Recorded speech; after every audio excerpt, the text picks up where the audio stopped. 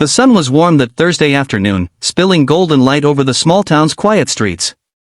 At Lincoln Elementary, the school bell rang, releasing a flood of chattering children into the late-day brightness.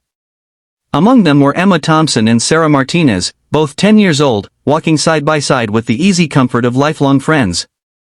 Their laughter echoed as they discussed which flavor of gummy bears they would share on the walk home. Sarah reached up to adjust the braid she had tied into Emma's hair during recess, and Emma teased her about her slightly crooked handiwork. In their world, the only concerns were homework and who could swing higher at the playground.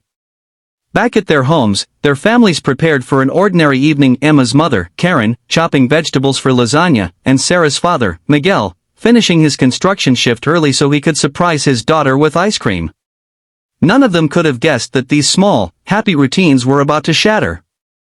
Halfway to the corner store, the girls noticed a black van creeping along the curb. At first, they assumed the driver was lost or looking for an address. But the slow, deliberate roll of the vehicle made Emma's smile fade. The van stopped abruptly. In an instant, the side door slammed open with a metallic screech. A man's shadow fell across them, his voice sharp and unfamiliar. A ragged cloth appeared in his hand, the chemical smell burning their noses. Before they could scream, strong arms pulled them inside. The door slammed shut, muffling their cries. By the time anyone noticed they were missing, the van was already weaving through back streets, disappearing into the industrial edge of the city. When Emma and Sarah awoke, the air around them was stale and damp. They were inside a small, filthy room with rusted metal bars sealing them in. A bare bulb flickered overhead, casting shadows that seemed to crawl across the concrete walls. Their captor, a man they only knew as David, entered twice a day, dropping off bread and water without saying much. His eyes darted constantly, as if he were hiding from something himself. The girls whispered to each other to stay strong, recalling the safety talks they had heard at school about holding on to hope. But as hours stretched into days, that hope began to fray. They tried everything they could think of, bending the bars, calling for help until their voices cracked, but the walls gave no answer. Detective Lisa Rodriguez had been assigned to the case within hours of the girls' disappearance. She had dealt with missing persons before, but children were different. Every second mattered. Leads were frustratingly thin. Witnesses gave conflicting accounts. One swore the van was dark blue, another insisted it was black, some remembered tinted windows, others clear. The grainy security footage from a nearby gas station showed only a partial image of the van, the license plate obscured. Lisa sat at her desk late into the night, the girls' school portraits staring back at her. She silently promised she would find them, but deep down, she knew the clock was against her. Miles away, Officer Jake Mitchell prepared for what he thought would be another routine patrol with his partner, a 4-year-old German shepherd named Rex. Rex wasn't just any K9. His journey had begun as a stray puppy, found trembling at the edge of a snowy highway. Taken into the police training program, he proved to have an exceptional nose for human scent and a calm, intuitive temperament. Jake and Rex had been through countless searches together, from tracking burglary suspects to finding lost hikers. Their trust in each other was absolute, strengthened by the time Jake had saved Rex from a collapsing training structure. That afternoon, as their patrol car rolled through the industrial district, Rex's head suddenly lifted. His ears pricked, nostrils flaring. He shifted in his seat, his gaze fixed on a cluster of abandoned warehouses. Jake recognized that behavior instantly. Rex had caught something. Parking the cruiser, Jake let him out, and the dog immediately lowered his nose to the ground, weaving a purposeful path. The air was heavy with the scent of oil and dust, but Rex ignored it, locked onto something far more important, the faint but distinct scent of human fear. The trail led them to the largest warehouse in the lot, its windows shattered and walls painted with layers of graffiti.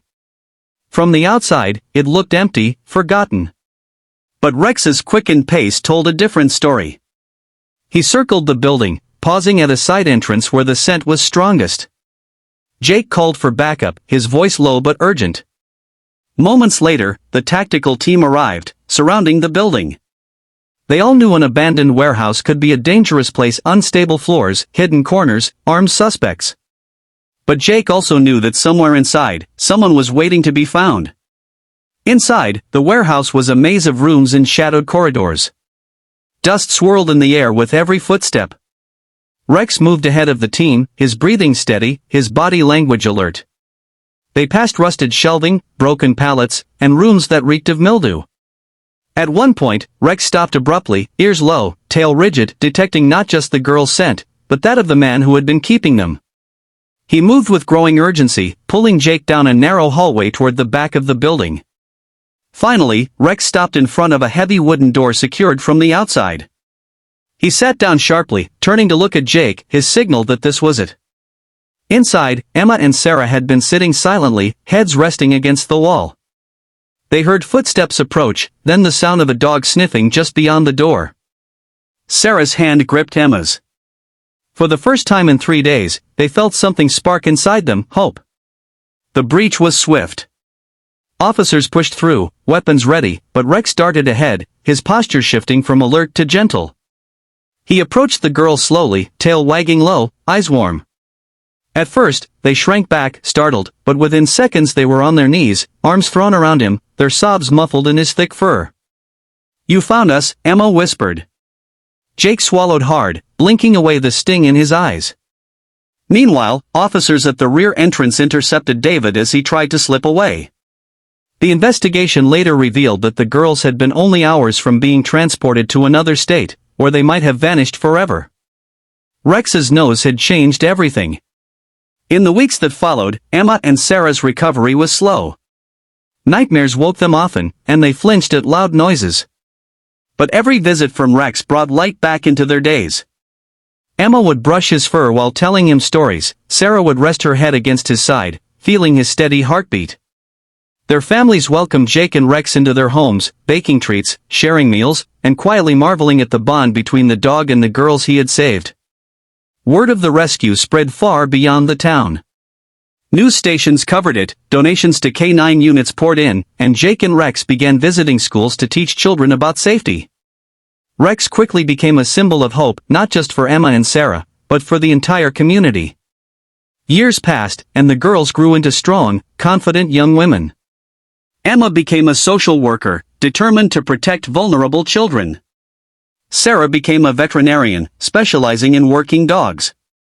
They never forgot the German Shepherd who had found them in their darkest moment. Rex served several more years before retiring to live with Jake and his family. Even in his later days, he would still attend the occasional school visit, accepting pats from children and watching their faces light up. When Rex eventually passed, the town held a small memorial. Emma and Sarah stood together, holding a framed photo of themselves as children, arms wrapped around a dog whose courage had changed their lives forever. In that photo, you could see it all, the relief, the gratitude, and the unspoken truth that heroes don't always wear uniforms. Sometimes, they wear fur.